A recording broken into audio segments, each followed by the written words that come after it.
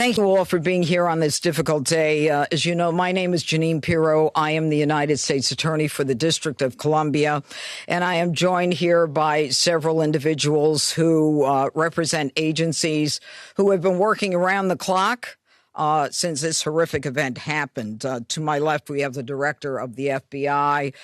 We have General Leland Blanchard of the National Guard. Mayor Bowser is here as well.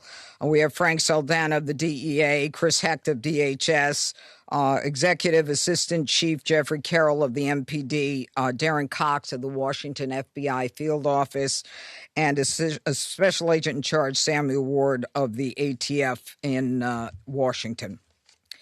Now, I want to provide you with an update on the tragic shooting that occurred on two brave members of the West Virginia National Guard as they served in Washington, D.C. Unfortunately, today, as most families join together to give thanks for the blessings that have been bestowed upon them, two families are shattered and destroyed and torn apart as a result of the actions of one man. First and foremost, our hearts go out to the victims and their families. These are dedicated service members who were performing their duties in service to our nation, and they are currently in critical condition. They have undergone surgery. We pray for their well-being as they continue to be cared for in the best possible way. We have been in constant contact with their families and have provided them with every resource needed during this difficult time. The two National Guards men that we're talking about are Sarah Beckstrom, who's 20 years old, and Andrew Wolf, who is 24 years old. They were uniformed members of the West Virginia National Guard, and they were in D.C. to keep D.C. safe, pursuant to President Trump's executive order to make D.C. safe and beautiful. They answered the call, they took the charge, they volunteered, they put their lives on the line for people they don't even know. And that, unfortunately, is becoming a reality more and more for the members of law enforcement. Yesterday on Thanksgiving Eve at approximately 2:15, near 17th and I Streets in the northwest section of the district, near the Farragut West Metro Station, two uniformed guardsmen were ambushed in a brazen and targeted attack. A lone gunman opened fire without provocation, ambush style, armed with a .357 Smith & Wesson revolver. One guardsman is struck, goes down, and then the shooter leans over and strikes the guardsman again. Another guardsman is struck several times. Fellow guardsmen who were there responded immediately, engaging the suspect, neutralizing the threat, and subduing him at the scene. He was transported to a local hospital where he remains, as we speak, under heavy guard. Thanks to the swift and coordinated response of the National Guard and the Metropolitan Police Department, no additional victims were harmed, and the scene was secured within minutes. The suspect, he has been identified as Ramanullah Lakhanwal, a 29-year-old Afghan who entered the United States under Biden's Operation Allies Welcome, a program following the disastrous withdrawal from Afghanistan. He resided in Bellingham, Washington, with his wife and, we believe, 5 children. And we're working very closely with our federal partners, especially DHS and the FBI, to review his immigration history and the vetting process itself. What we know about him is that he drove his vehicle across country from the state of Washington with the intended target of coming to our nation's capital. As we stand here today, the charges that are appropriate right now are 3 counts of assault with intent to kill while armed, a violation of D.C. Code 22-401 and D.C. Code 22-4502. He will also be charged with possession of a firearm during a crime of violence. He faces 15 years under the assault with the intent to kill.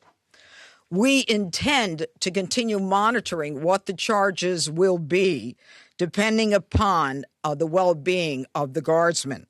We are praying that they survive and that the highest charge will not have to be murder in the first degree. But make no mistake, if they do not, that will certainly be the charge, murder in the first degree. The Department of Justice, under Attorney General Pam Bondi, is committed to a thorough and an impartial investigation where we will hold this perpetrator accountable under the full weight of the law. Now, Sarah and Andrew volunteered. They came here to protect the people of the district, pursuant to a crime emergency that President Trump rightly declared in this city and in other cities across the country. Our nation's capital should not and must not be a place where evil comes to commit violence, whatever their cause or motive may be. We should not have to live in fear in the nation's capital, especially by one who came here from a foreign country. Through a process that was so absurd that he came through and released into this country, as many were, knowing virtually nothing about his vetting. This is what happens in this country when people are allowed in who are not properly vetted. These guardsmen and all who are here to protect the district are the line that separates a civilized society from a barbaric one. They are the ones who stand for law and order. This was not just an attack. It was a direct challenge to law and order in our nation's capital. And the individual will be made fully accountable. And though it seems that we have been here before under President Trump, make no mistake, and the Attorney General, we will not allow this to be normalized. It will be confronted, condemned, and prosecuted to the full extent of the law. Now, my message to the individual who committed these acts is you picked the wrong target, the wrong city, and the wrong country, and you will be sorry for the violence and the evil that you perpetrated in our nation's capital. And now I call upon the Director of the FBI, Kash Patel. Thanks, Judge. I'll begin my remarks and my remarks the same way, with prayer for our fallen soldiers, prayer for our law enforcement community, prayer for our National Guardsmen and women, prayer for our brave prosecutors at the Department of Justice and the offices of the D.C. United States Attorney. We must come together as a nation, especially on this Thanksgiving Day, and remember the sacrifices that so many are making around the world and around this country to secure our freedoms under President Trump's brilliant leadership and administration. I'll provide an update on the case as follows. It is an ongoing investigation of terrorism. Make no mistake about it. The FBI is leading out on these federal assault on a federal law enforcement officer investigation on many fronts. We immediately, with our law enforcement partners in the Metropolitan Police Department and the interagency, secured the scene, seized the weapon, sent in our evidence response team immediately to collect evidence, and started doing block-by-block canvasses. We are looking for and interviewing witnesses. The firearm and other materials have been sent to our Quantico laboratory already yesterday for immediate analysis. That work is ongoing. Partnering with the D.C. United States Attorney's Office, we have also executed multiple search warrants around the country to include the subject's last known residence, which is in the state of Washington. The search warrant was executed on that house last night or early this morning, and it is an ongoing process. All the individuals found in the house have been interviewed, and some interviews remain ongoing. We will not stop until we interview anyone and everyone associated with the subject, the house, and every piece of his life. There's also subject interviews, relations conducted in San Diego, pursuant to our ongoing investigation.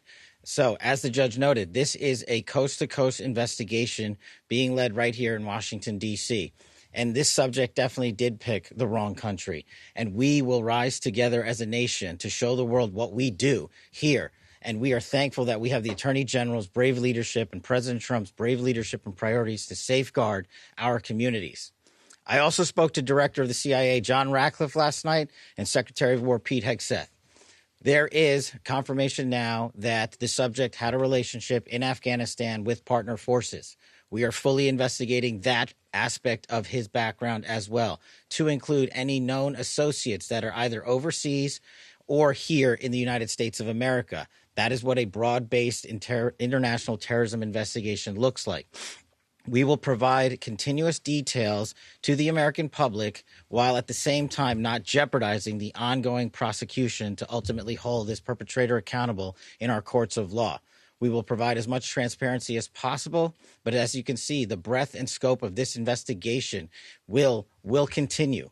We will continue to hit the streets and hit every town and every house and talk to every witness. The men and women of the FBI and the Metropolitan Police Department and the interagency, to include the Department of Homeland Security, DEA, and ATF, are working tirelessly on this Thanksgiving Day. And I know just by talking to the leaders behind me that instead of going on and being with their families, everyone rogered up and showed up to work today. And none of them want to go home. That's the resolve that we have together as a team to bring to you justice for this heinous act of terrorism here in our nation's capital. And as the judge said, we will ensure that our law enforcement partners are out there in full force to make sure the world can enjoy our nation's capital. We will not let this heinous act of violence prevent people from visiting our beautiful nation's capital. And we will also continue to highlight any evidence that we can publicly. And as the judge said, this individual is in this country for one reason and one reason alone, because of the disastrous withdrawal from the Biden administration and the failure to vet anyway, in any way, shape, or form, this individual and countless others, and this administration has taken the rightful step to stop any further allowance of people with this similar background into the country, and we're thankful for that. And as I said, this investigation remains ongoing, and I think I'll turn it over to General Blanchard of the National Guard now. Thank you. Thank you, Director.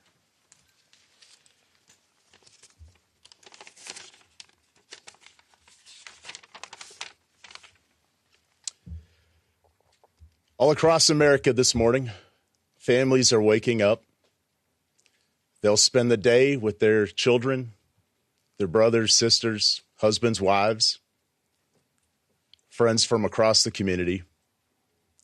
There will be the smell of turkey, all the fixings. They'll watch parades, football games. They'll pray together. They'll talk about what they're grateful for. This morning, there are two families that will not have that opportunity.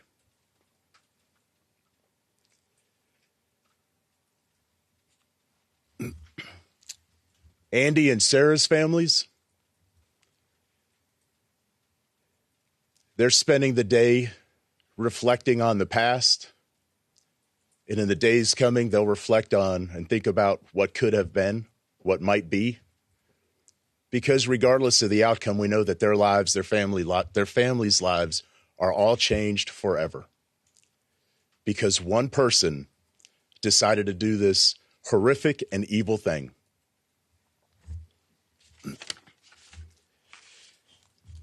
And all across America, we are also reminded that there are many law enforcement agents, first responders, soldiers, service members all around the world who at best will come home, eat some cold turkey, open up Tupperware, eat what's left over, because they spent the day defending the American ideals, getting out there and getting after it on every American citizen's behalf. I will say that the District of Columbia National Guard, this task force, is more committed this morning to the president's directive to make D.C. safe and beautiful. Our resolve will be tested. It is being tested, but make no mistake, each and every one of these soldiers and airmen will meet and exceed the expectation that we have for them. They are, in fact, America's best. I'm proud of each and every one of them.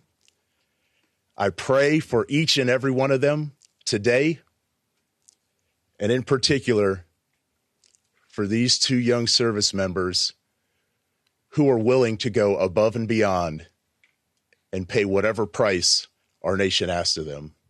I ask every American today to keep them in their thoughts and prayers as you go about your day.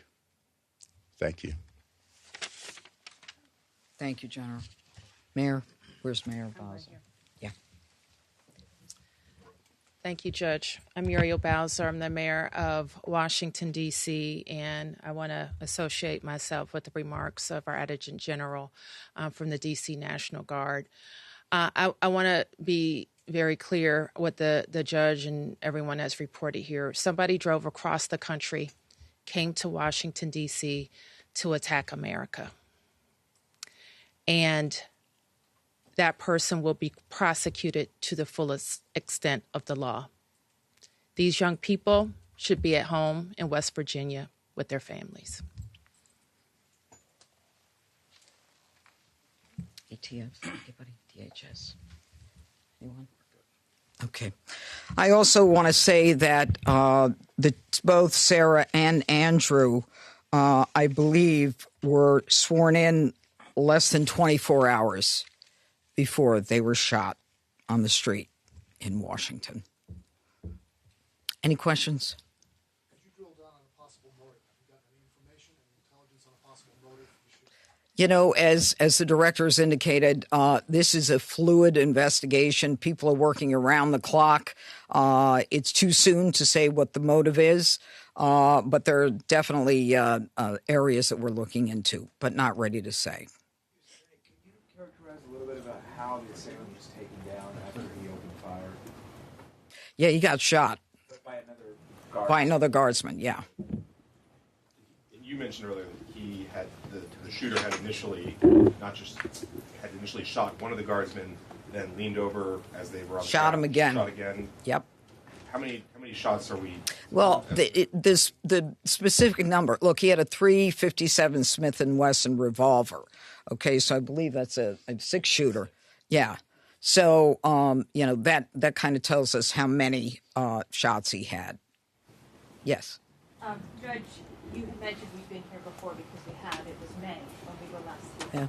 Yeah. I want to ask if you could please comment to, obviously, we understand that you're saying this is under the Biden administration, and the words are that it was a failed withdrawal, and what happened there. There are people who are also upset with the president believing that the National Guard members should not even have been there if it were not for the executive order.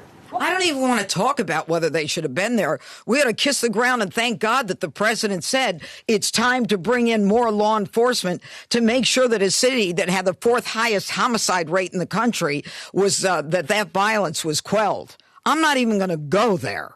A question for Director Patel. Was the suspect granted asylum, and if so, when did that happen, under which administration, and did authorities miss any signs, either in the asylum process or even back when he reportedly worked for the CIA? If you could talk about that. Well, you miss all the signs when you do absolutely zero vetting. And that's exactly what happened in this case. When you, in the prior administration, made the decision to allow thousands of people into this country without doing a single piece of background checking or vetting, that's how you miss every single sign. And Secretary Kristi Noem has put out details specifically related to your other questions, so I'll let that speak for themselves. If or when he was granted asylum, if you could just clarify that timeline. And Yes, I believe Kristi Noem put that out, and that's a DHS matter, and I'll refer it to them. Could you elaborate on the investigative steps that were taken in Sure. San Diego? You mentioned Bellingham, Washington, Sure. where you live, but could you explain the San Diego connection? So what happened was, thanks to the quick investigation by the interagency and the FBI, we were able to track down his last known residence, working with the United States Attorney's offices here and at the Department of Justice and prosecutors across the country. We were able to serve search warrants literally overnight and through the night. All night. And we were able to hit the house in Washington State. During that process, we seized numerous electronic devices to include cell phones, laptops, iPads, and other material that is being analyzed as we speak. Pursuant to that investigation and any known associates of the subject and of that house is how we ended up in San Diego, where interviews were conducted and are going to be continued to be conducted. And we will go anywhere in the country or the world where the evidence leads us. Are there accomplices, relationships in San Diego you can talk about? All of that is an ongoing investigation. Can anyone give an update as far as Sarah and Andrew, who were injured? You say critical condition. Can you give anything beyond that? Are they expected to make it? Is it touch and go? Can you tell us a little more about how they're doing? And the full spelling of their names, please. It is Sarah Beckstrom, Beckstrom, and Andrew Wolfe with an E, Wolfe. Okay, and Sarah Beckstrom. How do you spell Sarah? Oh, S with an H. Okay. Now, with respect to their medical condition, as I said, they are receiving the finest medical care. Their families are with them now. They are critical. I think you understand the meaning of that. It's not clear, how this is going to end up. But let me be perfectly clear about how it will end up in this office. If one of them is to pass, and God forbid that happens, this is a murder one, period, end of the story. We are praying on a day like today when families come together in America and they hold hands around the Thanksgiving table. I beg you, I beseech you to pray for these two young people that they survive. Okay, I think that's it. Yeah.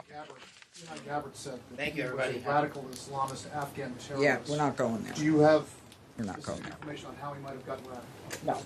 No. Thank you.